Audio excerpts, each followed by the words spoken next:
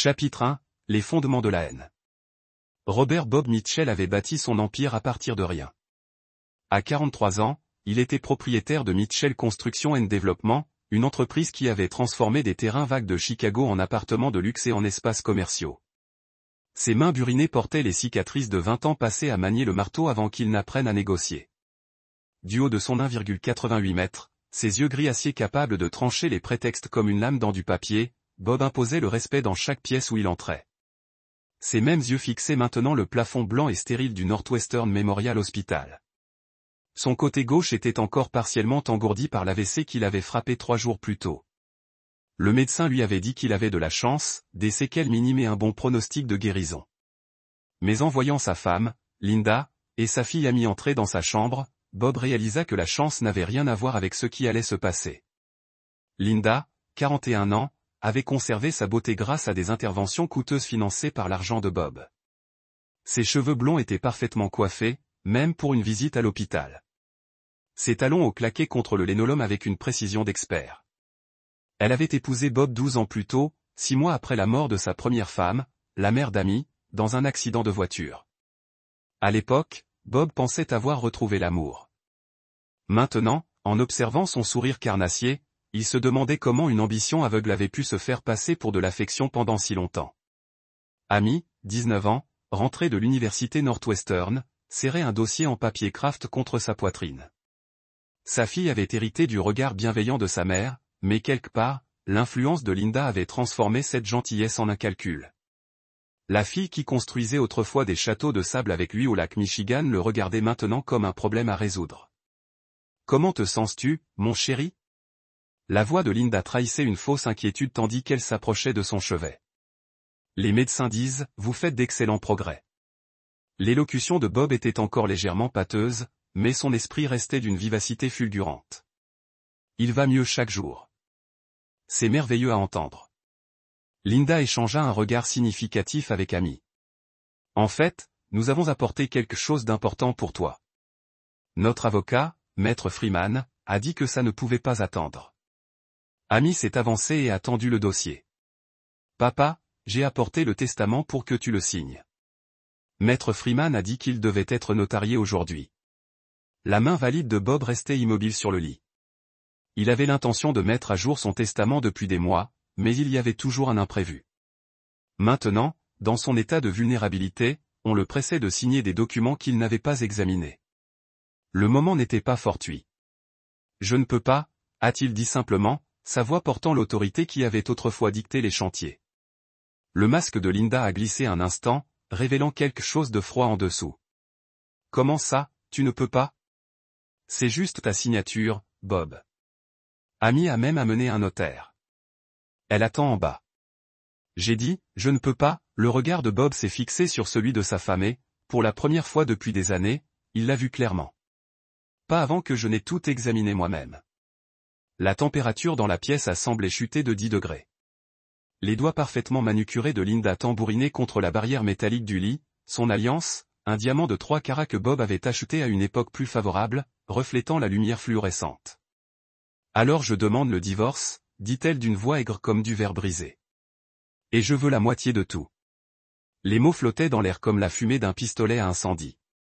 Amy s'agita, mal à l'aise, mais ne contredit pas sa belle-mère. Bob sentit quelque chose de sombre et de primitif s'éveiller dans sa poitrine. Non pas la faiblesse d'une victime d'AVC, mais la rage d'un prédateur trahi par sa propre meute. « Sors d'ici, dit-il doucement. Bob, ne soyons pas trop pressés. J'ai dit, sors d'ici. Sa voix avait le même ton qu'il avait utilisé pour licencier des contremaîtres incompétents. Le même acier qui avait bâti son empire à partir de rien. Dites aux infirmières qu'elles n'ont pas le droit de revenir. Le sang-froid de Linda se brisa complètement. Tu fais la plus grosse erreur de ta vie, Bob Mitchell. Tu te crois dur. Tu crois avoir construit quelque chose d'irréparable? Je sais où sont enterrés tous les corps. Après leur départ, Bob ferma les yeux et laissa sa rage se cristalliser en quelque chose d'utile. Il avait survécu à la pauvreté, aux rivalités commerciales et aux crises économiques. Il avait bâti quelque chose de réel à partir de rien, si ce n'est de détermination et de cruauté. Et maintenant, ceux qu'il aimait le plus tournoyaient comme des vautours, prêt à déchiqueter tout ce pourquoi il s'était sacrifié. La porte s'ouvrit à nouveau et le docteur Patricia Ramirez entra. Une femme d'une cinquantaine d'années, le regard bienveillant derrière des lunettes à monture métallique. Elle était le médecin traitant de Bob depuis son arrivée. Mais aujourd'hui, son expression exprimait quelque chose que Bob n'avait jamais vu auparavant. Une inquiétude qui dépassait le cadre médical. « Monsieur Mitchell », dit-elle en fermant la porte derrière elle et en baissant la voix. « Vous devez appeler la police immédiatement. » Chapitre 2, la vérité sur le poison. Le docteur Ramirez tira une chaise près du lit de Bob, les mains jointes fermement sur ses genoux. 27 années de médecine lui avaient appris à annoncer des nouvelles dévastatrices avec une précision clinique. Mais là, c'était différent, plus personnel, plus dangereux. Vos analyses sanguines ont donné des résultats inhabituels. Elle a commencé à sortir une tablette et à parcourir des dossiers numériques. À votre arrivée, nous avons effectué un bilan toxicologique complet, procédure standard pour les patients de moins de 50 ans victimes d'un AVC. Bob, vous n'avez pas eu d'AVC naturel. Ces mots ont frappé Bob comme un coup de poing. Que dites-vous? On vous a empoisonné. De petites doses de digitital. C'est un dérivé de plantes à lueur de renard. En quantité contrôlée, on l'utilise comme médicament pour le cœur, mais administré incorrectement ou avec malveillance, il peut provoquer des arythmies cardiaques, de la confusion et, à terme, un AVC. La voix du docteur Ramirez s'est réduite à un murmure. Les niveaux dans votre organisme indiquent que cela dure depuis des semaines, voire des mois. L'esprit de Bob s'est réveillé au cours des derniers mois. Les étourdissements occasionnels qu'il avait attribués au stress. L'arythmie cardiaque qu'il avait. Tant maintenant. Tommy a rapporté que d'autres détenus n'aiment pas les femmes qui tuent leur mari. Elle a été attaquée 2 fois et les gardes pensent qu'elle ne survivra pas à un autre incident de population générale. Essaie-t-elle toujours de faire appel de sa condamnation? Sa famille a cessé de payer pour les avocats il y a 6 mois. Elle se représente maintenant, déposant des requêtes manuscrites que les tribunaux rejettent immédiatement. Le processus d'appel est essentiellement terminé. Bob hocha la tête, ressentant une sombre satisfaction. Linda passerait les 30 ou 40 prochaines années à regarder sa beauté s'estomper, son déclin de la santé et sa vie gaspillée dans une boîte en béton. C'était exactement ce qu'elle méritait d'avoir essayé de voler tout ce que Bob avait construit. L'impact psychologique de sa victoire s'étendait bien au-delà de ses ennemis. La réputation de Bob dans la communauté des affaires de Chicago était passée de l'entrepreneur à succès à un homme dangereux qui ne devrait pas être croisé. Les concurrents étaient plus respectueux. Les clients étaient plus différentiels et les partenaires commerciaux potentiels l'ont approché avec le type de prudence habituellement réservé aux animaux dangereux. Bob a cultivé cette réputation délibérément lors des négociations commerciales. Il mentionnait parfois la condamnation de Linda avec désinvolture, laissant ses homologues comprendre que Robert Mitchell n'était pas un homme qui a pardonné la trahison ou les blessures oubliées. L'avantage psychologique était énorme. Les gens qui auraient pu essayer de le tromper dans le passé se penchaient maintenant en arrière pour s'assurer que leurs transactions étaient scrupuleusement honnêtes. Les relations personnelles dans la vie de Bob avaient également été transformées. Il avait éliminé toutes les amitiés qui n'avaient pas fait ses preuves pendant la crise, coupant des gens qui avaient été sympathiques à Linda ou qui avaient remis en question sa gestion de la situation. Les amis qui sont restés étaient absolument fidèles, comprenant que l'amitié de Bob était un privilège qui pourrait être révoqué de façon permanente pour tout signe de déloyauté. La romance n'était pas une priorité.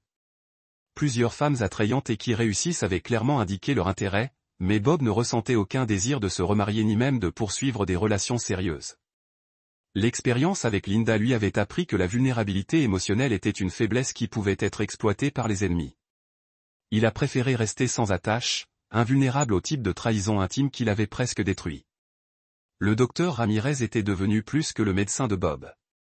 Elle devenait quelque chose qui approchait d'un ami. Au cours de ses contrôles trimestriels, elle posait des questions sur sa rétablissement émotionnel ainsi que sa santé physique. Bob, tu as fait un rétablissement extraordinaire à la fois de l'empoisonnement et du traumatisme psychologique, a-t-elle déclaré lors de sa dernière visite. Mais je dois demander, tu es heureux? La question a attrapé Bob off-guard. Le bonheur n'était pas quelque chose qu'il avait considéré depuis des mois. Je suis satisfait, répondit-il après une pensée. Je réussis. Ma fille est en plein essor.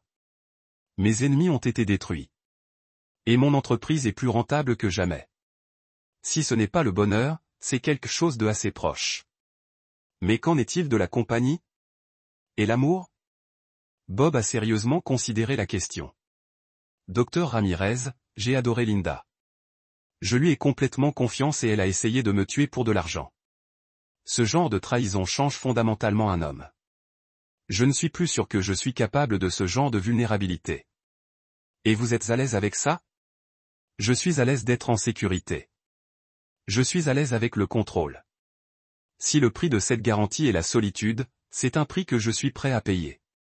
Alors que Bob quittait l'hôpital ce jour-là, il a réfléchi à l'année écoulée et à la personne qu'il était devenu. Le vieux Bob Mitchell avait réussi, mais vulnérable, confiant, mais naïf. Le nouveau Bob Mitchell était plus difficile, plus froid, plus calculant, mais aussi plus efficace et infiniment plus dangereux. La transformation était complète et irréversible. Bob avait été falsifié dans le feu de la trahison et de la tentative de meurtre, et ce qui avait émergé était quelque chose de plus fort et de plus impitoyable que ce qui s'était passé. Debout dans son bureau de Penthouse alors que le soleil se couchait sur Chicago, Bob Mitchell a ressenti la profonde satisfaction d'un homme qui avait remporté la bataille la plus importante de sa vie. Ses ennemis ont été détruits, son empire était plus fort que jamais et sa réputation le protégerait des trahisons futures. Il a appris la leçon la plus importante qu'un homme puisse apprendre. Cette miséricorde était une faiblesse. Ce pardon était la vulnérabilité. Et que la seule façon de vous protéger vraiment était de faire les conséquences de vous trahir si graves que même y penser terrifierait des ennemis potentiels. Amy a frappé à la porte de son bureau, interrompant ses pensées. « Papa, tu es prêt pour le dîner? J'ai fait des réservations dans ce nouveau steakhouse au centre-ville. » Bob regarda sa fille, la seule personne du monde qui avait gagné sa confiance complète et souriait. Allons-y. Nous avons beaucoup à célébrer. Alors qu'ils quittaient le bâtiment ensemble, Bob réfléchit à la symétrie parfaite de sa victoire. Il avait commencé avec tout, avait tout perdu à la trahison, puis l'avait repris avec intérêt. Il s'était transformé de la victime à Victor, de target à prédateur. Robert Mitchell était ressuscité des cendres de la tentative de meurtre plus forte, plus riche et plus dangereuse que jamais. Et tous ceux qui avaient déjà envisagé de le traverser se souviendront du sort de Linda et réfléchissent à deux fois. Le phénix s'était levé, et ce ne serait plus jamais. Une autre histoire prend fin. Qu'avez-vous pensé? J'adorerais entendre vos réflexions dans les commentaires ci-dessous. Si vous aimez cette histoire, envisagez de rejoindre notre communauté en vous abonnant. Cela signifie le monde pour nous. Prévu de faire examiner après la fin du projet Morrison. Le café du matin, parfois légèrement amer, que Linda avait justifié par un nouveau mélange bio qu'elle avait essayé. Comment accéder à la digitale? Ce n'est pas difficile si l'on sait ce que l'on cherche. La digitale peut être extraite des fleurs de digital. On les trouve couramment dans les jardins. Mais il y a autre chose. Le docteur Ramirez hésita.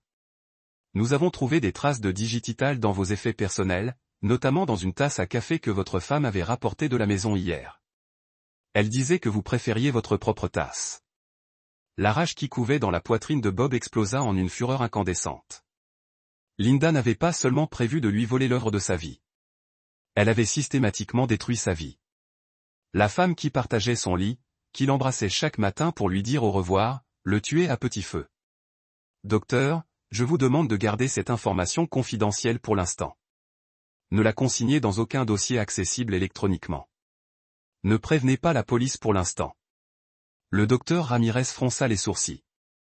Bob, c'est une tentative de meurtre. J'y suis légalement obligé.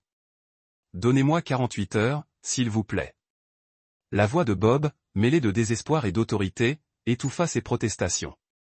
Je dois comprendre toute l'ampleur de ce à quoi j'ai affaire. Si j'appelle la police maintenant, je n'ai que des preuves indirectes et une épouse qui clame son innocence. Laissez-moi le temps de monter un dossier qui tienne. Après une heure de discussion animée, le docteur Ramirez accepta à contre-cœur un compromis. Elle consignerait tout dans un dossier médical scellé qui pourrait servir de preuve ultérieurement, mais elle ne contacterait pas les autorités pendant 48 heures. En échange, Bob resterait à l'hôpital sous étroite surveillance, et tous les visiteurs seraient surveillés. De nouveau seul, Bob attrapa son téléphone de sa main valide. Ses doigts bougeaient lentement mais consciemment tandis qu'il parcourait ses contacts. Le premier appel fut adressé à Tommy Rodriguez, son responsable de la sécurité chez Mitchell Construction. Tommy avait effectué 2 missions en Afghanistan avant que Bob ne l'engage, 5 ans auparavant, et sa loyauté était sans faille. Tommy, j'ai besoin que tu fasses quelque chose pour moi, et tu ne dois poser aucune question. Comme tu veux, patron. Je veux une surveillance complète de Linda et Amy. Je parle d'une couverture complète. Où elles vont, qui elles rencontrent, ce qu'elles achètent, qui elles appellent. Peux-tu gérer ça discrètement? Considérer que c'est fait. Jusqu'où veux-tu que je creuse jusqu'en Chine si nécessaire? Et Tommy. Ça reste entre nous. Si quelqu'un te pose la question, tu t'occupes de la sécurité du site de Morrison. Le deuxième appel a été adressé à Marcus Webb, son avocat depuis 10 ans. Marcus s'était occupé de tout, du règlement du divorce de Bob à ses acquisitions d'entreprise, et sa discrétion était à toute épreuve. Marcus, je dois te voir immédiatement. Apportez tout. Mon testament, le contrat de mariage de Linda, les documents de constitution de l'entreprise, les polices d'assurance, tout. Bob, tu devrais te concentrer sur ta récupération. Marcus, quelqu'un a essayé de me tuer. Apportez les dossiers. Le troisième appel était le plus important. Bob a parcouru ses contacts jusqu'à trouver un numéro qu'il n'avait pas utilisé depuis des années. Rick Morrison. Pas le Morrison dont Bob développait actuellement le projet commercial, mais Rick Morrison, le détective privé qui avait aidé Bob lors de ses litiges commerciaux avec Messier. Rick travaillait dans l'ombre, là où avocat et comptable ne pouvaient pas aller. Rick, c'est Bob Mitchell. J'ai besoin de tes compétences particulières. Bon sang, Bob, j'ai entendu parler de ton AVC. Comment vas-tu? Je vais aller bien plus mal si je ne gère pas ça correctement. J'ai besoin de tout ce que tu peux trouver sur Linda et sur quelqu'un avec qui elle est probablement en relation. Je parle du genre d'informations qui peuvent mettre fin à des vies. Quelle est la chronologie? Hier. Eric, c'est le plus important. Quoi que tu trouves, je te garantis que ça vaudra 10 fois tes honoraires habituels. En raccrochant, Bob sentit l'énergie familière qu'il avait portée dans ses plus dures batailles commerciales. Linda avait commis une erreur critique. Elle avait essayé de le tuer lentement au lieu de vite. Cette patience, cette cruauté calculée serait sa perte. Parce que Bob Mitchell n'avait pas bâti un empire en étant indulgent ou clément. Il l'avait bâti en étant plus impitoyable que quiconque osait le contrarier. Et voilà que quelqu'un l'avait trahi de la manière la plus personnelle possible. La donne avait changé et Linda allait apprendre que son mari n'avait pas survécu à 20 ans dans le bâtiment à Chicago en jouant franc jeu chapitre 3. Le début de la toile. Dès le deuxième jour de surveillance, Tommy Rodriguez avait constitué un dossier qui aurait impressionné le FBI. Depuis sa berline de location garée en face du Starbucks sur North Michigan Avenue, il observait Linda Mitchell rire intimement avec un homme qui n'était assurément pas son mari. Derek Thompson, 36 ans, était propriétaire de Thompson Architectural Design, une entreprise de taille moyenne en difficulté depuis 2 ans. Il était si beau qu'il suggérait qu'il n'avait jamais travaillé de ses mains, ses cheveux noirs parfaitement coiffés et son costume coûteux clairement financé par quelqu'un d'autre. Plus important encore, Thompson était l'un des entrepreneurs que Bob avait licencié 18 mois plus tôt pour avoir soumis des offres gonflées et avoir rogné sur les coûts sur un projet de Riverside. Tommy prenait des photos de Linda et Derek se tenant la main par-dessus la table, leur langage corporel criant à l'amour. Mais c'était leur conversation, captée par le microphone directionnel que Tommy avait placé à travers la vitrine du café, qui intéresserait le plus Bob. L'avocat dit qu'une fois le testament signé, tout se transfère sans problème, disait Linda en ajoutant du sucre à son café avec une élégance maîtrisée. Bob met à jour sa planification successorale depuis des mois. Ce n'est que la dernière étape. Derrick se pencha en avant, baissant la voix. Et vous êtes sûr qu'il ne se doute de rien à propos de la digitale? S'il vous plaît. Bob pense que ses problèmes de santé sont dus au stress. Il est tellement concentré sur ses affaires qu'il ne remarquerait même pas si je lui servais de la morora au petit déjeuner. Le rire de Linda était froid et calculateur. De plus, même s'il commençait à poser des questions, qui le croirait? Une victime d'AVC accusant sa femme dévouée? Cela prouverait simplement que ses capacités mentales sont compromises. La main de Tommy serra le micro. Derek continua, une fois parti, nous pourrons fusionner Thompson Architectural avec Mitchell Construction. Ta belle-fille ne contestera rien. On lui a promis assez d'argent pour la faire taire pendant ses études et au-delà. Amy était plus facile à manipuler que je ne le pensais. Dire à une jeune fille de 19 ans qu'elle héritera de millions si elle se tait. Et soudain, elle se montre très coopérative. Linda regarda sa montre. On devrait y aller.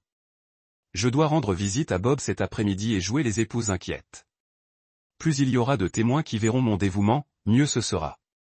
Tommy les suivit pendant les 3 heures suivantes, documentant leur passage dans une bijouterie haut de gamme où Derek acheta un collier coûteux. Leur visite dans une agence immobilière où ils se renseignèrent sur des appartements de luxe à Miami, et leur destination finale, une jardinerie où Linda acheta des digitales. Pendant ce temps, Rick Morrison travaillait ses propres plans. 20 ans d'enquête privée lui avaient appris que tout le monde avait des secrets, et que plus un secret était grand, plus les gens étaient prêts à tout pour le protéger. Mardi soir, il avait dressé un profil qui présentait Linda Mitchell comme bien plus dangereuse qu'une simple chercheuse d'or. Née Linda Walsh à Cleveland, elle s'était mariée 3 fois avant Bob, et ses 3 précédents maris étaient tous décédés jeunes. Le premier, à 22 ans, s'était soi-disant suicidé après un échec commercial. Le second était décédé dans un accident de voiture après le prononcé de leur divorce, mais avant la finalisation du règlement. Le troisième avait été victime d'une crise cardiaque à 41 ans, laissant Linda seule bénéficiaire de son entreprise de construction, qu'elle avait vendue dans les 6 mois suivant son décès. Plus intéressant encore était le parcours de Derek Thompson. Avant de créer son cabinet d'architecture, il avait travaillé comme paysagiste spécialisé dans les plantes ornementales. Il avait été arrêté à 2 reprises pour violence conjugale. Les 2 affaires ont été classées sans suite lorsque les femmes impliquées ont mystérieusement retiré leur plainte et quitté la ville. À l'hôpital, Bob examina les dossiers apportés par Marcus Webb avec une clarté croissante. Son testament actuel, rédigé 2 ans auparavant, léguait tout à Linda, avec un fonds fiduciaire pour amis. Mais Marcus avait découvert autre chose.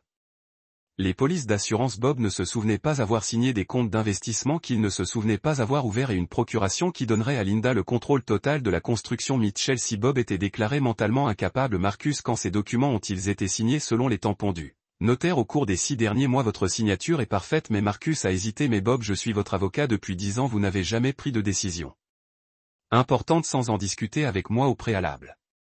Ces documents représentent une restructuration complète de votre succession et vous n'en avez jamais parlé. Bob a étudié sa propre signature sur la procuration. C'était parfait, trop parfait. Marcus, j'ai besoin que vous fassiez quelque chose qui pourrait ne pas être tout à fait légal. Je vous écoute. J'ai besoin que vous rédigiez un Nouveau Testament, un qui lègue tout à une œuvre de charité et exclut spécifiquement Linda et Amy. Mais j'ai besoin qu'il soit antidaté à l'année dernière avant que tous ces mystérieux documents n'apparaissent. Marcus s'est déplacé, mal à l'aise. Bob, c'est une fraude documentaire. Je pourrais perdre mon permis. Et si vous ne m'aidez pas, Linda va hériter de tout ce qu'elle a systématiquement volé tout en m'assassinant lentement. La voix de Bob était lourde d'une certitude absolue. À toi de choisir, Marcus. Aide-moi à sauver l'œuvre de ma vie ou regarde un tueur hérité de millions. Après le départ de Marcus, Bob passa un dernier appel. Celui-ci fut adressé à Joey Torino, un homme qu'il connaissait depuis l'enfance dans son ancien quartier. Joey dirigeait ce qu'on pourrait appeler charitablement une entreprise de sécurité privée, le genre qui gérait les problèmes que la sécurité traditionnelle ne pouvait pas résoudre. Joey, c'est Bob Mitchell. Bobby. Bon sang, j'ai entendu dire que tu étais à l'hôpital. Ça va? Je vais aller beaucoup mieux. Tu te souviens quand tu as dit que tu me devais de l'argent pour avoir aidé à payer les frais médicaux de ta sœur? Je m'en souviens. De quoi as-tu besoin? J'ai besoin de quelqu'un qui disparaisse un moment. Quelqu'un qui me cause des problèmes en permanence. Bob réfléchit à la question. L'ancien Bob aurait peut-être dit non. Il aurait peut-être essayé de trouver une solution juridique. Mais l'ancien Bob n'avait pas été lentement empoisonné par la femme qu'il aimait. L'ancien Bob n'avait pas découvert que sa fille était prête à aider à interner Patrick Sid contre de l'argent. Pas définitivement. Mais j'ai besoin qu'il soit parti assez longtemps pour que je puisse faire le ménage. Tu peux gérer ça, Bobby? Pour toi. Considère que c'est fait. En raccrochant, Bob sentit les derniers vestiges de pitié se vider de son corps comme le poison d'une blessure. Linda et Derek avaient fait leur choix en décidant de le tuer. Amy avait fait le sien en décidant que l'argent était plus important que la vie de son père. Il était temps pour Bob Mitchell de faire un choix. Et Bob Mitchell n'avait jamais été connu pour son pardon. Chapitre 4. Le piège. 3 jours plus tard, Bob exécuta la première phase de son plan avec la précision qui avait bâti son empire. Assis dans son lit d'hôpital, il appela Linda d'une voix pleine de contrition et de faiblesse, qu'il ne ressentait ni l'une ni l'autre. « Linda, ma chérie, j'ai repensé à ce que tu as dit, au divorce, au testament. » Il laissa sa voix se briser légèrement, imitation parfaite d'un homme brisé. « Peut-être as-tu raison. Peut-être ai-je été trop autoritaire. » Le silence à l'autre bout du fil dura plusieurs secondes avant que Linda ne réponde, son ton prudemment optimiste. « Bob, je suis ravi que tu sois raisonnable. Tout ce que je veux, c'est ce qui est juste. Je sais, ma chérie. Je sais. » Bob ferma les yeux, imaginant son air suffisant. « Peux-tu apporter le testament demain? Je suis prêt à tout signer. » Bien sûr. Oh, Bob, tu prends la bonne décision pour nous tous. Après avoir raccroché, Bob appela immédiatement Tommy Rodriguez. La deuxième phase commence. J'ai besoin que tu fasses à Derek Thompson une offre qu'il ne peut refuser. Quel genre d'offre, patron? Le projet Morrison a besoin d'un nouveau consultant en architecture. Le cabinet existant vient d'avoir une urgence familiale. Bob Smile était un prédateur. Dis à Thompson que Mitchell Construction veut l'embaucher pour l'ensemble du projet. 18 mois de travaux, 3 millions de dollars d'honoraires. Mais le contrat doit être signé aujourd'hui. Tu veux que je rende Derek Thompson riche? Je veux Derek Thompson exactement là où je peux le contrôler. Crois-moi, Tommy. Cela va lui faire beaucoup plus de mal que de bien. Pendant ce temps, Rick Morrison mettait en œuvre la deuxième partie de la stratégie de Bob en utilisant ses contacts dans divers services municipaux. Rick avait discrètement enquêté sur chaque permis, chaque inspection, chaque document associé à Mitchell Construction et Thompson Architectural Design. Ce qu'il avait découvert correspondait exactement aux attentes de Bob. Derek Thompson avait rogné sur les coûts pendant des années. Rapports d'inspection falsifiés, matériaux de qualité inférieure, permis obtenus par corruption. Plus important encore, il avait agi de la sorte sur des projets que Linda lui avait spécifiquement recommandés au cours des 18 derniers mois. Des projets où la réputation de Mitchell Construction avait servi de couverture aux activités illégales de Thompson. Bob Rick avait déclaré lors de leur appel téléphonique crypté, « J'ai suffisamment de preuves pour faire condamner Thompson à 20 ans de prison. Infraction au code du bâtiment, fraude, atteinte à la sécurité publique, tout ça. » Mais voilà le plus intéressant, les empreintes de Linda sont partout sur ces contrats. C'est elle qui a attiré votre attention sur Thompson. C'est elle qui l'a recommandé pour les projets où il a rogné sur les coûts. Donc, il planifiait ça depuis presque 2 ans. Et c'est encore pire. Vous vous souvenez du troisième mari de Linda? Celui qui est mort d'une crise cardiaque? J'ai retrouvé son ancien associé. Guy dit que Thompson travaillait sur ses projets d'aménagement paysager juste avant que son mari ne tombe malade. Même schéma. Empoisonnement lent, mort facile. Linda hérite de tout. Bob sentit sa rage se cristalliser en un calcul froid. Rick, j'ai besoin que tu rassembles tout en 2 paquets distincts. L'un est destiné à la division des crimes en col blanc du FBI. L'autre à moi. Quand veux-tu que je les livre? Le FBI reçoit le sien après la signature du testament de Linda demain. Je veux qu'elle se sente parfaitement en sécurité quand le marteau tombera. Le lendemain matin, Linda est arrivée à l'hôpital avec Derek Thompson et 2 autres. Bob s'y attendait. L'arrogance de Linda ne l'a pas empêché de montrer sa nouvelle vie à l'homme qu'elle détruisait. Rick est resté dans le couloir pendant que Linda entrait avec un notaire, mais Bob pouvait le voir par la porte ouverte, comptant déjà son argent. « Je suis si fier de toi d'avoir pris cette décision, Bob, » a dit Linda en le regardant signer document après document. « C'est ce qu'il y a de mieux pour tout le monde. » La signature de Bob était ferme et ferme. La signature d'un homme qui savait exactement ce qu'il faisait. « Tu as raison, Linda. C'est exactement ce que tout le monde mérite. » Tandis qu'un notaire scellait le dernier document, Bob jouait son dernier coup. « Linda, je tiens à m'excuser pour ma méfiance d'hier. Les médicaments me rendent parfois paranoïaque. En fait, je veux me rattraper. Bob, tu n'as pas besoin de le faire. J'ai décidé de donner à Derek Thompson le projet Morrison. 3 millions de dollars en honoraires d'architecte. Considère ça comme mon cadeau de mariage à tous les deux. » Le visage de Linda passa par plusieurs expressions. Confusion, suspicion, puis cupidité. Bob, c'est incroyablement généreux. Derrick attendait dans le couloir, n'est-ce pas? Pourquoi ne pas le faire entrer? Je le lui dirai en personne. 5 minutes plus tard, Derek Thompson serrait la main de Bob et signait un contrat qui, selon lui, le rendrait riche. Ce que Derek ignorait, c'est que le contrat contenait des clauses qui le rendraient personnellement responsable de toute infraction au code du bâtiment découverte pendant le projet. Des clauses qui annuleraient son paiement si l'un de ses travaux antérieurs était jugé frauduleux.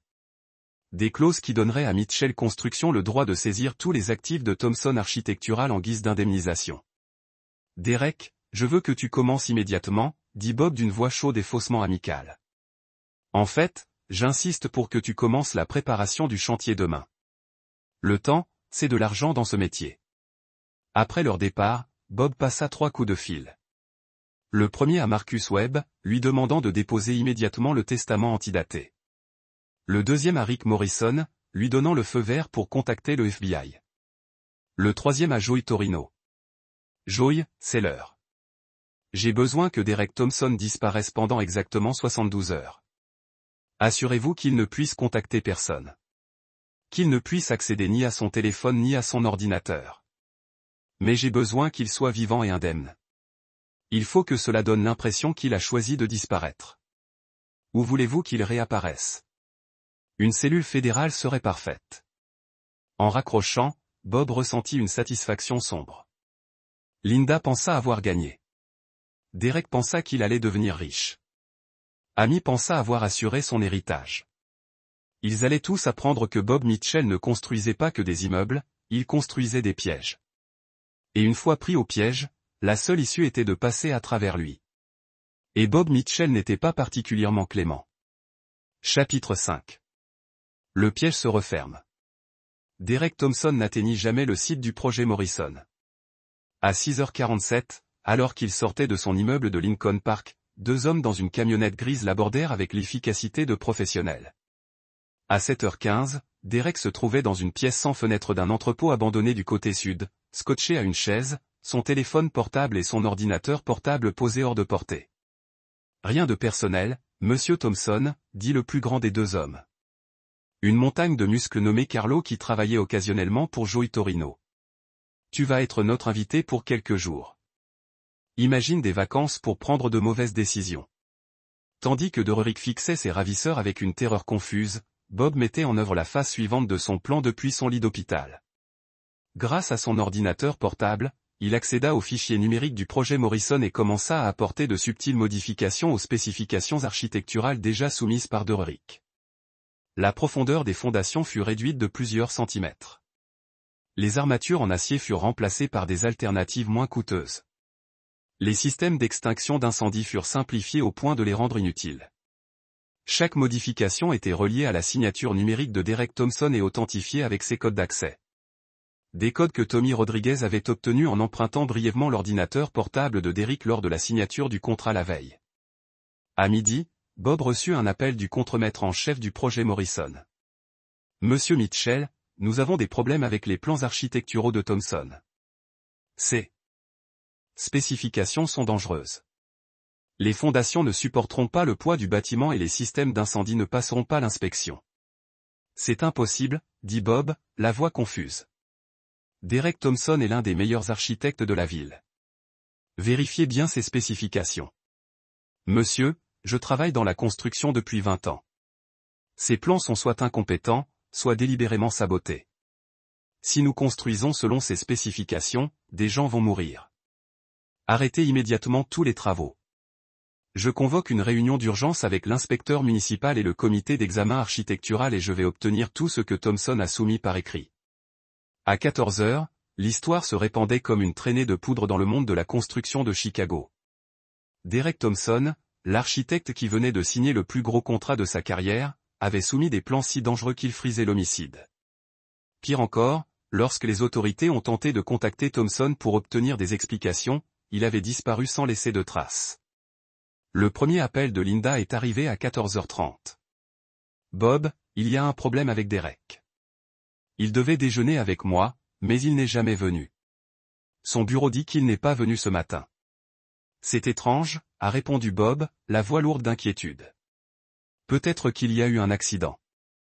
Avez-vous essayé d'appeler les hôpitaux? J'ai appelé partout. Bob, j'ai peur. Et s'il lui arrivait quelque chose? Je suis sûr qu'il va bien, chérie. Peut-être avait-il juste besoin de réfléchir. Démarrer un projet d'une telle envergure peut être une expérience intimidante. À 16 heures, Bob a reçu un autre appel. Celui-ci de l'agent spécial du FBI Sarah Chinn, que Rick Morrison avait contacté pour lui fournir des preuves des activités frauduleuses passées de Derek.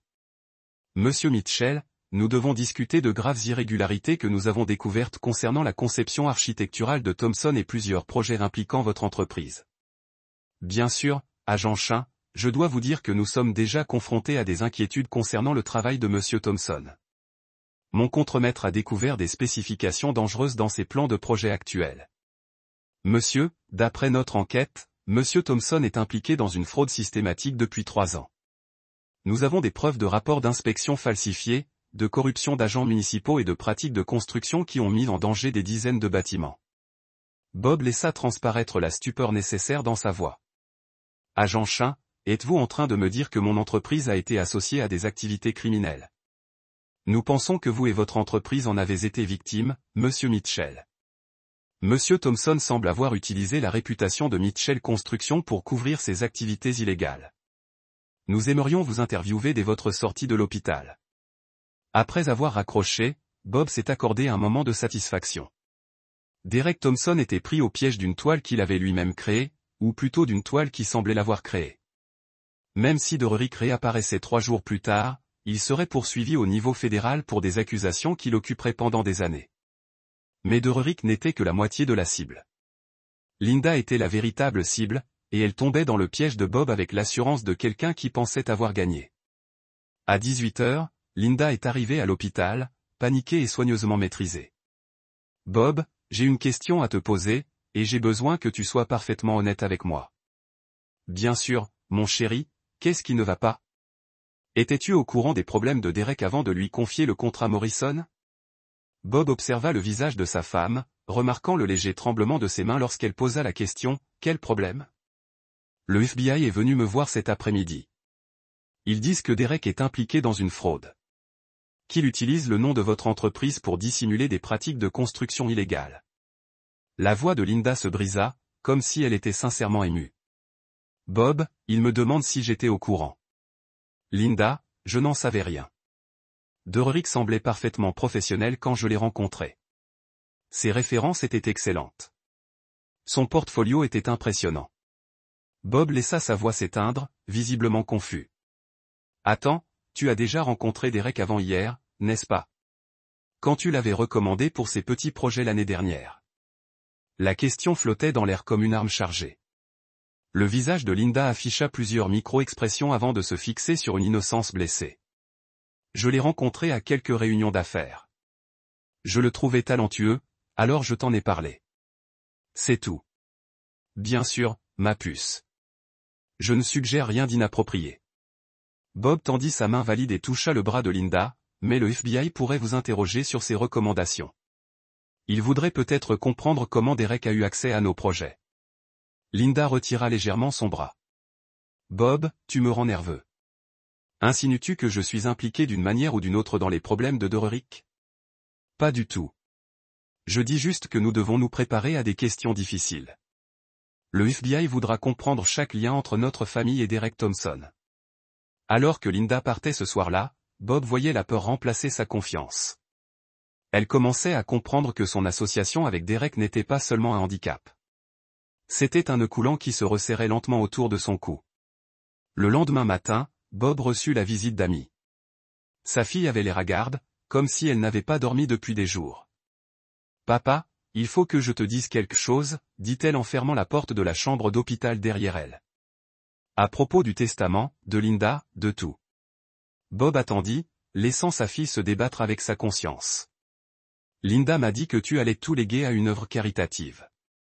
Elle dit, si je t'aidais à signer le Nouveau Testament, elle veillerait à ce que j'ai assez d'argent pour mes études supérieures. La voix d'Amy était à peine plus basse qu'un murmure. Je savais que c'était mal, mais j'avais peur pour mon avenir, pour ne pas avoir assez d'argent. Amy, qu'est-ce que Linda t'a demandé de faire exactement? Elle voulait que je la soutienne quand elle a dit que tu devais mettre à jour ton testament immédiatement. Elle a dit que si on attendait, tu pourrais changer d'avis. Les mains d'Amy tremblaient tandis qu'elle continuait. Mais, papa, il y a autre chose. Linda met quelque chose dans ton café depuis des mois. Elle a dit que c'était des compléments alimentaires pour t'aider à gérer ton stress. Mais quoi, Amy? J'ai vu le flacon qu'elle utilisait. J'ai cherché sur Internet. Papa, je crois qu'elle t'empoisonne. Bob a senti un mélange de rage et de soulagement. Amy avait enfin retrouvé sa conscience, mais les aveux arrivaient trop tard pour empêcher les dégâts déjà en cours. Amy, j'ai besoin que tu fasses quelque chose pour moi. J'ai besoin que tu écrives tout ce que tu viens de me dire, et j'ai besoin que tu le signes. Peux-tu faire ça? Cela contribuera-t-il à envoyer Linda en prison? Amy, c'est peut-être la seule chose qui nous sauvera tous les deux. Tandis que sa fille rédigeait ses aveux, Bob réalisa que le piège qu'il avait tendu fonctionnait parfaitement. Derek était neutralisé. Linda paniquait. Et maintenant, Amy lui fournissait la dernière preuve dont il avait besoin. La partie était presque terminée, et Bob Mitchell avait joué sans faute. Chapitre 6. Le jugement commence. Derek Thompson réapparut exactement 72 heures après sa disparition, titubant hors de l'entrepôt abandonné avec une histoire que personne ne croirait. Il prétendit avoir été kidnappé par deux hommes qu'il avait détenus sans explication, puis libéré avec un avertissement pour qu'il reconsidère ses choix de vie. Lorsque Derek arriva à son appartement, des agents du FBI l'attendaient avec des mandats d'arrêt. Les accusations étaient les suivantes, le rêve de tout procureur. Conspiration pour escroquerie, falsification de documents gouvernementaux, atteinte à la sécurité publique et racket. Les preuves étaient accablantes. Enregistrement numérique, déclaration de témoins et documents financiers dépeignant Derek comme le cerveau d'une fraude dans le secteur de la construction s'étalant sur 3 ans. C'est impossible, a déclaré Derek à son avocat commis d'office lors de leur première rencontre. Quelqu'un me tend un piège. Bob Mitchell est derrière tout ça. Il essaie de me détruire. Monsieur Thompson, les preuves contre vous incluent vos propres signatures numériques, les relevés financiers de vos comptes bancaires et les témoignages d'inspecteurs municipaux qui affirment que vous les avez soudoyés. À moins que vous ne prétendiez que Bob Mitchell a voyagé dans le temps pour vous faire accuser de crimes commis au cours des 3 dernières années, votre théorie du complot ne tient pas la route. Ce que Derek ignorait, c'est que Bob préparait cette destruction depuis des mois. Depuis que l'enquête de Tommy Rodriguez a révélé la liaison de Derrick avec Linda, toutes les activités frauduleuses commises par Derrick au cours des 3 dernières années ont été soigneusement documentées par Rick Morrison. Chaque raccourci illégal avait été photographié. Chaque fonctionnaire corrompu avait été identifié et dénoncé. Bob n'avait pas piégé Derek Thompson. Il avait simplement rassemblé des preuves des crimes commis par Derek et les avait présentées au moment opportun pour des poursuites fédérales. Pendant ce temps, Linda découvrait que son association avec Derek devenait radioactive. L'enquête du FBI s'était élargie à tous ceux qui avaient collaboré étroitement avec Thompson Architectural Design, et le nom de Linda figurait sur des dizaines de documents recommandant Derek pour divers projets. Jeudi matin, l'agent du FBI Sarah Chin s'est présenté au domicile des Mitchell muni d'un mandat de perquisition. Linda a vu, avec une horreur croissante, les agents confisquer son ordinateur, son téléphone portable et des cartons de documents financiers lorsqu'ils ont découvert l'abri de jardin contenant 3 digitales adultes et un petit kit de chimie. Le visage de Linda est devenu blanc. Madame Mitchell, pouvez-vous m'expliquer pourquoi vous avez du matériel d'extraction de composés végétaux dans votre abri de jardin, a demandé l'agent Chin d'une voix neutre et professionnelle. Je n'en sais rien. Derrick a dû l'abandonner là. Il s'est toujours intéressé à l'aménagement paysager. D'après notre enquête, Monsieur Thompson n'est pas venu chez vous depuis 6 mois.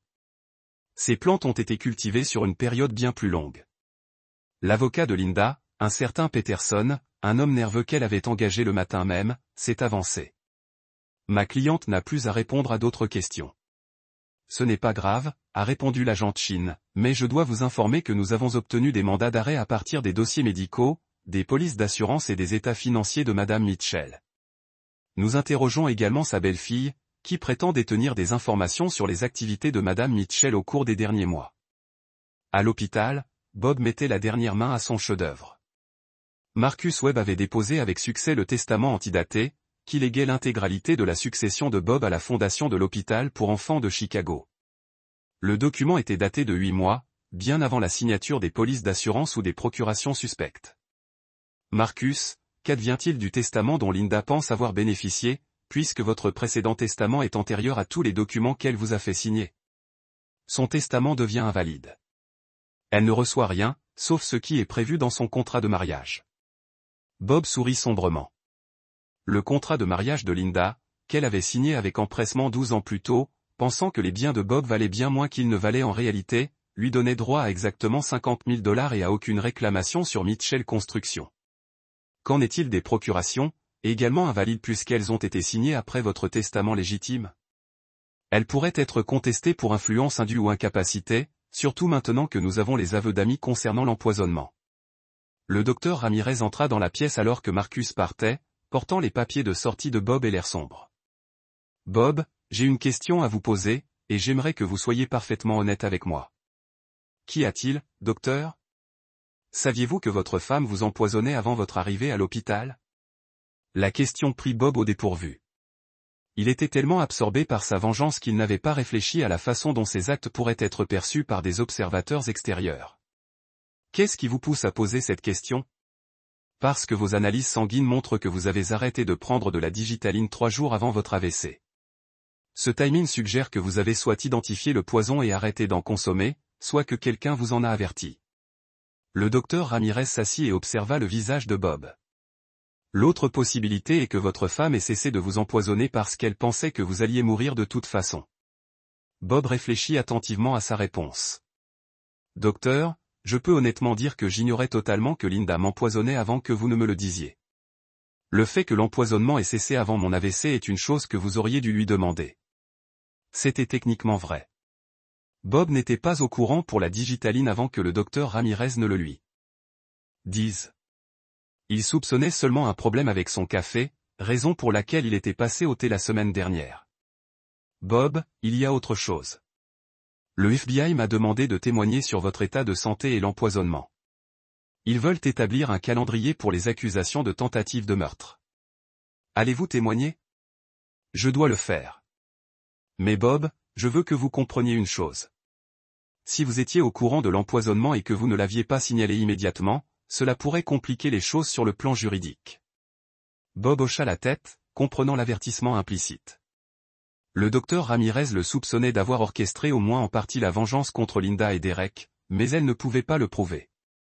Tant que Bob maintenait un déni plausible, son témoignage se concentrerait sur les preuves médicales plutôt que sur son implication potentielle dans la chute de ses ennemis. Ce soir-là, alors que Bob s'apprêtait à quitter l'hôpital, il reçut 2 dernières bonnes nouvelles. La première venait de Tommy Rodriguez. Chef, Linda venait d'essayer de retirer 200 000 $ du compte courant commun. La banque avait gelé la transaction en attendant l'enquête du FBI. Elle a environ 500 $ en liquide et ce qui se trouve sur son compte personnel. La seconde venait de Rick Morrison. L'avocat de Bob Derek Thompson venait de contacter le FBI pour une négociation de peine. Il semblerait que Derek veuille témoigner contre Linda en échange d'une réduction de peine. Il affirme qu'elle était le cerveau de toute l'opération. Bob sourit en signant ses papiers de libération.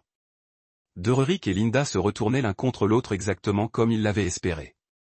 Leur alliance, fondée sur la cupidité et la trahison, s'effondrait sous la pression de l'enquête fédérale et de leurs intérêts mutuels. Le piège s'était refermé. Il ne restait plus qu'à regarder ses ennemis s'entre-détruire pendant qu'ils récupéraient tout ce qu'ils avaient tenté de voler. Bob Mitchell rentrait chez lui. Et il rentrait chez lui en vainqueur d'une guerre que Linda et Derek n'avaient jamais réalisé qu'il menait avant qu'il ne soit trop tard. Chapitre 7. Le marteau tombe. L'arrestation de Linda Mitchell eut lieu à l'aube du vendredi matin, exécutée avec la précision théâtrale que les agents fédéraux réservaient aux affaires très médiatisées. Alors que les menottes claquaient autour de ses poignets dans son allée, les voisins sortirent pour assister au spectacle de celle qui avait joué l'épouse en deuil pendant des mois, accusée de tentative de meurtre. Linda Walsh Mitchell, vous êtes en état d'arrestation pour complot en vue de commettre un meurtre, tentative de meurtre, fraude à l'assurance et racket. Annonça l'agent Chin, sa voix portant à travers le silence de la banlieue. Vous avez le droit de garder le silence. Bob assista à l'arrestation depuis la voiture de Tommy Rodriguez, garée à 3 pâtés de maison de là. Il était sorti de l'hôpital ce matin-là, mais au lieu de rentrer chez lui, il avait choisi d'assister à l'effondrement du monde de sa femme. La satisfaction était profonde et fulgurante. Non pas la rage brûlante de la vengeance, mais le plaisir froid d'une justice parfaitement exécutée. La négociation de peine avec Derek Thompson avait fourni les derniers éléments de preuve dont le FBI avait besoin. Sous la pression et risquant 20 ans de prison fédérale, Derrick avait tout avoué. L'empoisonnement systématique de Bob, les faux documents, la fraude à l'assurance et le rôle de Linda comme architecte de tout le plan. Elle avait tout planifié. Derek l'avait dit aux procureurs fédéraux lors de son entretien de coopération. Linda avait fait des recherches sur l'extraction de digitaline. Linda avait identifié les documents à falsifier. Linda avait même choisi le moment d'augmenter les doses pour déclencher l'AVC. Je ne faisais que suivre son exemple. Les aveux de Derrick présentaient Linda comme une tueuse en série ayant perfectionné ses méthodes au fil de 4 mariages. Le FBI avait rouvert les enquêtes sur la mort des 3 précédents maris de Linda, et les premiers éléments suggéraient un schéma d'empoisonnement l'en suivi de mort facile et d'héritage substantiel. Mais la trahison de Derrick avait un prix que Bob avait spécialement conçu. Dans le cadre de son accord de plaidoyer, Derek devait confisquer tous les biens obtenus par des activités criminelles, dont les 3 millions de dollars du projet Morrison. Le contrat contenant des clauses annulant le paiement pour travail frauduleux, Derrick perdait à la fois sa liberté et sa manne potentielle. Le témoignage d'Amy a fourni le fondement émotionnel de la thèse de l'accusation. La fille de Bob s'est effondrée à la barre en décrivant comment Linda avait ajouté des substances mystérieuses au café de Bob, comment elle avait été poussée à manipuler son père pour qu'il signe des documents qu'il n'avait pas examinés et comment elle avait progressivement compris que sa belle-mère assassinait systématiquement son père. J'étais effrayée et confuse. Amy a témoigné, les larmes aux yeux. Linda m'a dit que papa était malade et qu'il risquait de ne pas prendre de bonnes décisions financières. Elle donnait l'impression que nous le protégions, mais je savais que quelque chose n'allait pas. Je refusais de croire que quelqu'un puisse être aussi maléfique. La couverture médiatique était brutale et exhaustive. Les gros titres du Chicago Tribune titraient « Veuve noire ». Une femme du coin accusée de tentative de meurtre sur son mari. Le Chicago Sun-Times a publié une série d'articles enquêtant sur les précédents mariages de Linda, révélant une série de maris décédés et des circonstances suspectes remontant à 15 ans. Pour Bob, voir depuis chez lui la réputation de sa femme s'effondrer a été thérapeutique, d'une manière qui l'a surpris. Il s'attendait à se sentir justifié, mais ce qu'il a en réalité ressenti, c'est un profond sentiment de réconciliation, comme si un cancer avait été retiré chirurgicalement de sa vie. La catastrophe financière était tout aussi totale. Les avoirs de Linda ont été gelés, dans l'attente des résultats de l'enquête. Ses frais juridiques s'accumulaient de façon exponentielle, et son avocate avait déjà indiqué qu'elle ne pouvait plus se permettre de le représenter. Pendant ce temps, la stratégie juridique soigneusement orchestrée de Bob avait protégé chaque centime de sa fortune légitime. Marcus Webb avait déposé des requêtes en annulation de tous les documents que Linda avait contraint Bob à signer, invoquant des preuves d'abus d'influence et d'incapacité causées par un empoisonnement systématique. Le document antidaté résistait à l'examen, en partie parce que Bob avait soigneusement conservé une trace écrite de ses intentions caritatives remontant à plusieurs années. Bob, le contrat de mariage est infaillible, expliqua Marcus lors de leur réunion de victoire. Linda obtient ses 50 000 $ et rien d'autre. La maison, l'entreprise, les investissements, tout reste à toi. Et Amy? Linda n'étant pas la mère biologique d'Amy, elle n'a aucun droit légal de réclamer quoi que ce soit au nom d'Amy. Votre fille hérite selon votre testament légitime, qui lui laisse actuellement un fonds fiduciaire substantiel à ses 25 ans. La guerre psychologique a été tout aussi dévastatrice. Bob a fait livrer à Tommy Rodriguez un carton dans la cellule de Linda, contenant des copies de toutes les images de surveillance, des dossiers financiers et des preuves rassemblées contre elle. Le message était clair. Bob avait observé, planifié et préparé ce moment bien avant que Linda ne réalise qu'elle était en danger. Le colis contenait un simple mot de sa main, « Tu m'as appris que la confiance est une arme. » J'ai bien retenu la leçon. L'incarcération de Derek Thompson fut presque décevante en comparaison. Son plaidoyer de culpabilité lui a valu 8 ans de prison fédérale, la confiscation de tous ses biens et la radiation définitive du barreau de l'architecture. Mais la véritable punition a été de voir Linda détruire systématiquement sa crédibilité lors de sa propre défense. Derek Thompson est un homme faible et manipulateur qui a exploité ma vulnérabilité émotionnelle après l'AVC de mon mari. Le nouvel avocat de Linda a plaidé lors des audiences de mise en liberté sous caution. Madame Mitchell était une victime de la manipulation de Monsieur Thompson, et non une complice de ses crimes. La stratégie s'est retournée contre elle de manière spectaculaire lorsque les procureurs ont présenté des preuves des précédents mariages de Linda et des décès suspects de ses ex-maris. La défense de Dörrich fondée sur la manipulation devint inopérante face aux preuves démontrant que Linda perfectionnait ses techniques de meurtre depuis plus de 10 ans. Bob se rétablit remarquablement vite de son AVC une fois l'empoisonnement arrêté. 2 semaines après son arrestation, son élocution était revenue à la normale. Ses fonctions motrices étaient complètement rétablies et son niveau d'énergie était plus élevé qu'il ne l'avait été depuis des mois. Le docteur Ramirez attribua cette rapide amélioration à la diminution de l'intoxication digitalique, mais Bob connaissait la vérité. La colère était un remède puissant, et la vengeance le traitement le plus efficace. Les implications commerciales furent tout aussi positives. La réputation de Mitchell Construction avait en réalité bénéficié du scandale. Bob était présenté comme la victime d'un complot criminel élaboré. Un homme d'affaires prospère presque anéanti par la femme en qui il avait le plus confiance. Les clients, qui auraient pu s'inquiéter de la stabilité de l'entreprise, voyaient plutôt en Bob un survivant ayant surmonté une terrible adversité. Le projet Morrison fut confié à un cabinet d'architectes réputé et la construction reprit en moins d'1 mois. D'autres promoteurs, impressionnés par la gestion de la crise par Bob, commencèrent à contacter Mitchell Construction pour lui proposer de nouvelles opportunités. À la fin du trimestre, l'entreprise enregistrait plus de contrats que l'année précédente. Mais le moment le plus satisfaisant fut lorsqu'Amy aborda Bob avec une demande qui démontrait à quel point la dynamique familiale avait complètement changé. « Papa, je veux reprendre mon nom de famille Mitchell », dit-elle lors d'un de leurs dîners hebdomadaires. « Je sais que je suis né Mitchell, mais après tout ce qui s'est passé, je veux officialiser à nouveau cette union. Je veux qu'il soit clair que je suis ta fille, pas celle de Linda. » Bob observa le visage d'Amy, voyant de la détermination là où il y avait eu de l'incertitude. « Amy, tu n'as jamais cessé d'être ma fille. Même quand tu as fait des erreurs. Je sais, mais je dois réparer ça. Je dois montrer à tous et à moi-même que j'ai choisi d'être une Mitchell. Que je choisis d'être quelqu'un dont on peut être fier. » Le changement de nom légal fut finalisé 2 semaines plus tard, le jour même où la liberté sous caution de Linda était révoquée en raison de nouveaux éléments suggérant qu'elle pourrait fuir le pays, alors qu'Amy signait les documents rétablissant son nom d'origine. Bob ressentit quelque chose qu'il n'avait pas ressenti depuis des mois, un bonheur sincère. La guerre était pratiquement terminée. Linda risquait la prison à vie.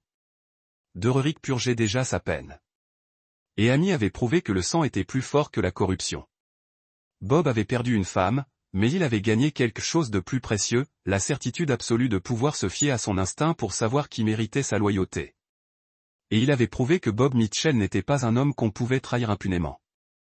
Chapitre 8, le jugement rendu. 6 mois après l'arrestation de Linda, son procès commença avec le genre de cirque médiatique habituellement réservé aux célébrités ou aux politiciens.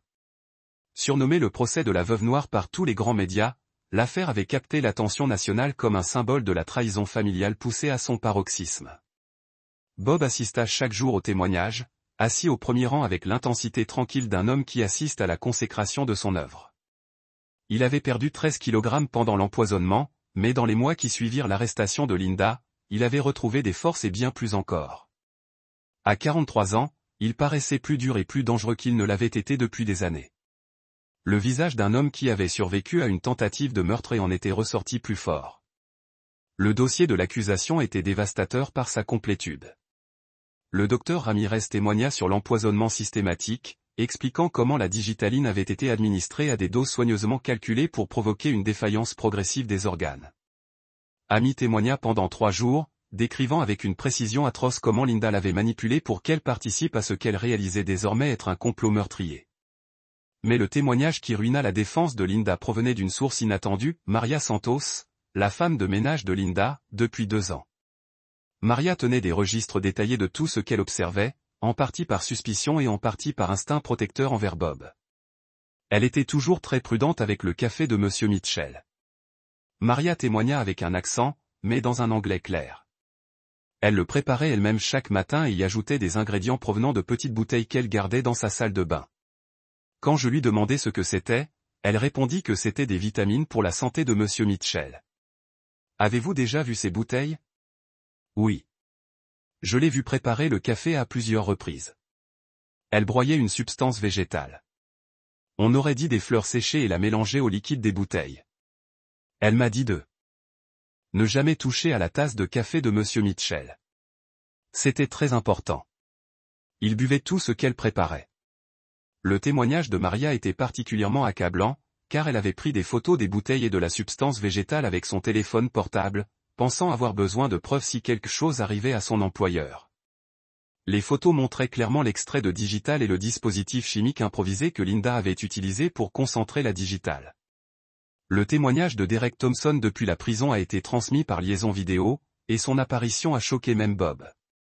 La prison avait considérablement vieilli Derek. Ses beaux traits étaient désormais émaciés, et son assurance avait laissé place au regard hanté d'un homme qui avait compris trop tard qu'il avait été manipulé. Linda a tout planifié, a dit Derek d'une voix à peine plus forte qu'un murmure. Elle a fait des recherches sur mon parcours, a découvert mes problèmes financiers et m'a approché avec ce qui semblait être une opportunité commerciale. Elle disait que Bob vieillissait et risquait de prendre de mauvaises décisions concernant son entreprise, et qu'elle avait besoin d'aide pour protéger le patrimoine familial. Quand avez-vous compris la véritable nature de son plan? Lorsqu'elle a commencé à parler des problèmes de santé de Bob et de l'opportunité que cela représenterait si son état s'aggravait, elle s'est bien gardée de dire explicitement qu'elle souhaitait sa mort, mais les implications étaient claires. À ce moment-là, j'étais trop impliqué pour faire marche arrière. Le témoignage de Derek a révélé le caractère calculateur de l'approche de Linda. Elle l'avait séduit progressivement, utilisant le sexe et la promesse de richesse pour le lier à ses plans de plus en plus criminels. Chaque étape avait semblé raisonnable prise isolément, mais ensemble, elles formaient un plan cohérent pour assassiner Bob et lui voler l'œuvre de sa vie. La stratégie défensive consistait à présenter Linda comme une victime de violence conjugale, poussée à des mesures désespérées par le comportement autoritaire de Bob. L'avocat de Linda, un avocat pénaliste coûteux nommé Harrison, que sa famille avait engagé, a brossé le portrait d'une femme prisonnière d'un mariage sans amour avec un homme qui surveillait ses moindres faits et gestes. Ma cliente a été isolée, contrôlée et victime de violences psychologiques pendant des années, a plaidé Harrison lors de sa plaidoirie liminaire. Elle a été poussée à chercher de la compagnie ailleurs.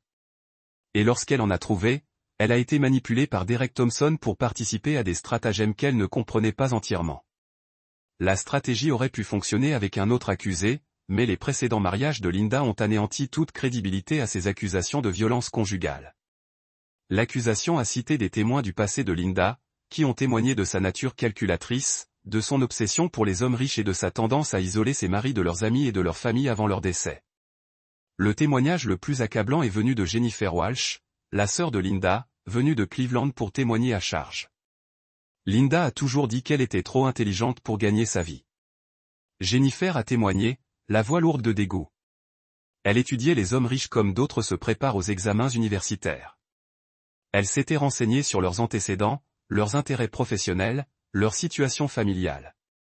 Elle appelait cela la chasse au mari, mais c'était en réalité plutôt une chasse au gibier. Vous a-t-elle déjà parlé de son mariage? Elle s'est vantée à leur sujet. Après la mort de son deuxième mari, elle m'a dit que des accidents arrivaient à des gens qui n'apprécient pas ce qu'ils ont. Après la mort du troisième, elle a dit qu'elle avait perfectionné l'art d'être veuve. Le témoignage de Jennifer a été particulièrement dévastateur parce qu'elle a produit des enregistrements de conversations téléphoniques qu'elle avait eues avec Linda au fil des ans. Dans un enregistrement n'a fait que 3 mois avant Bob Stroke, Linda pourrait être entendue dire « Bob se méfie de certains des changements financiers que j'ai apportés. Je pourrais avoir besoin d'accélérer le calendrier. » L'argument de clôture de l'accusation a été livré par la procureure adjointe des États-Unis Patricia Moore, un procureur vétéran qui avait construit sa carrière sur des délits financiers complexes. Moore a méthodiquement parcouru le jury à travers le modèle de comportement de Linda, reliant les points entre ses mariages précédents et sa tentative de tuer Bob. Linda Mitchell n'est pas une victime, a déclaré Moore. Sa voix portant l'autorité de la certitude absolue. C'est une prédatrice qui a passé 15 ans à perfectionner l'art du meurtre à des fins lucratives. Elle a empoisonné Robert Mitchell lentement et systématiquement. Pas dans un moment de passion ou de désespoir, mais dans le cadre d'un plan calculé pour voler tout ce qu'il avait travaillé pour construire. Le jury a délibéré pendant moins de 4 heures avant de rendre des verdicts coupables à tous les chefs d'accusation. Tentative de meurtre, complot en vue de commettre un meurtre, une fraude à l'assurance et un racket. La vitesse de leur décision reflétait la nature écrasante des preuves contre Linda.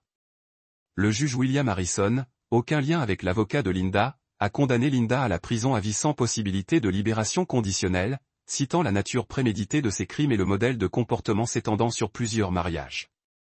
Madame Mitchell, vous avez montré un mépris total pour la vie humaine et un niveau de calcul qui vous suggère de poser un danger permanent pour la société, a déclaré le juge Harrison en prononçant la peine. Vos crimes ne représentent pas un laps de temps momentané, mais un schéma soutenu de comportement prédateur qui a détruit plusieurs familles. La réaction de Linda à la phrase a été la première émotion authentique qu'elle avait montrée pendant tout le procès. Alors que le BEF se déplaçait pour la placer en garde à vue, elle se tourna vers Bob avec une expression de haine pure. « Vous pensez que vous avez gagné ?» cria-t-elle, sa façade composée se craque finalement. « Vous pensez que vous êtes meilleur que moi ? Vous êtes un salaud froid et calculant qui détruit tous ceux qui le traversent. Nous sommes exactement les mêmes. » Bob a rencontré son regard régulièrement, son expression complètement calme. « Non, Linda, nous ne sommes rien de même. Je construis des choses. Vous les détruisez. J'ai gagné tout ce que j'ai. Tout aussi satisfaisant. » Linda, mais Bob a pu voir que l'expérience avait laissé des cicatrices émotionnelles qui prendraient des années à guérir. Amy a dit pendant le dîner dans la nuit après la condamnation.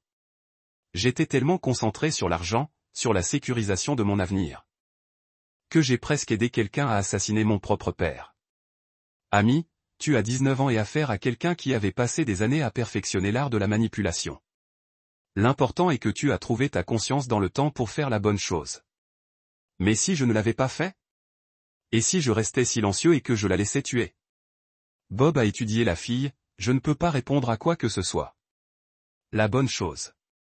Mitchell Construction avait reçu des millions de dollars de publicité gratuite, tous représentant Bob comme une victime qui surmonterait une incroyable adversité. La réputation d'intégrité de l'entreprise avait en fait été renforcée par le scandale, et de nouveaux projets étaient signés plus rapidement que Bob ne pouvait embaucher des équipages pour les gérer. Mais l'aspect le plus satisfaisant de sa victoire n'était pas financier. C'était personnel.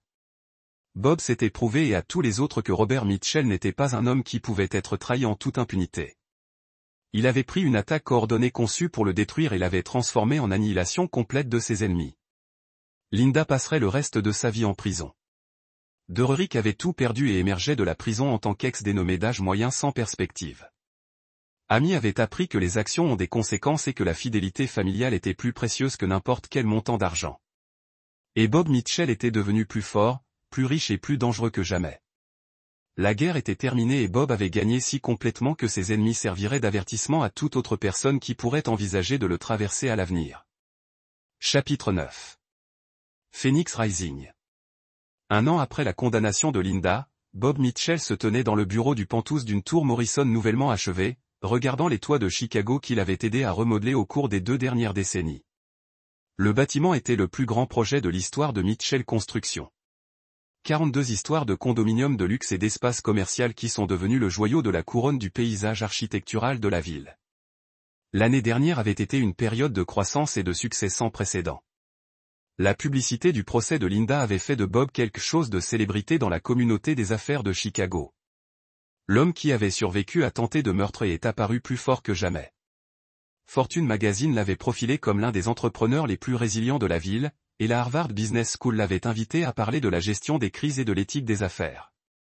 Mais le changement le plus important n'était pas professionnel. C'était personnel. Bob avait découvert que survivre à une tentative de meurtre et orchestrer la destruction complète de ses ennemis avait brûlé toutes les traces de faiblesse ou de sentimentalité de son caractère. Il était plus difficile maintenant, plus concentré, plus efficacement dans les relations avec les affaires et les relations personnelles. Amy avait prospéré sous sa nouvelle approche de la parentalité. Au lieu du père permissif qui s'était autrefois inquiété de ses sentiments, Bob était devenu un mentor exigeant qui s'attendait à l'excellence et à la responsabilité. Amy était maintenant junior à Northwestern, avec une spécialisation en administration des affaires et en maintenant un GPA de 3,9. Plus important encore, elle a développé le type de personnage que Bob respectait. Direct, honnête et complètement fidèle à la famille. « Papa, le projet Morrison est officiellement complet et entièrement occupé », a rapporté Amy, en examinant les dossiers du projet qu'elle avait aidé à organiser dans le cadre de son stage chez Mitchell Construction. Les espaces commerciaux sont loués à une capacité de 98% et les unités résidentielles sont vendues avant la fin de la construction. Qu'en est-il des marges bénéficiaires finales ? 37% au-dessus des projections. La publicité de tout ce qui s'est passé a en fait suscité la demande. Les gens voulaient vivre dans un bâtiment associé à votre histoire. Bob hocha la tête sans surprise. Les Américains aimaient une histoire de retour et son récit personnel. Un homme d'affaires prospère presque détruit par la mauvaise épouse riposte pour atteindre un plus grand succès que jamais a été parfaitement calibré pour le moment culturel. Le nombre financier était stupéfiant. Mitchell Construction avait augmenté de 4 cents% au cours de la dernière année, passant d'un acteur régional à une entreprise enchérissant sur des projets à travers le Midwest.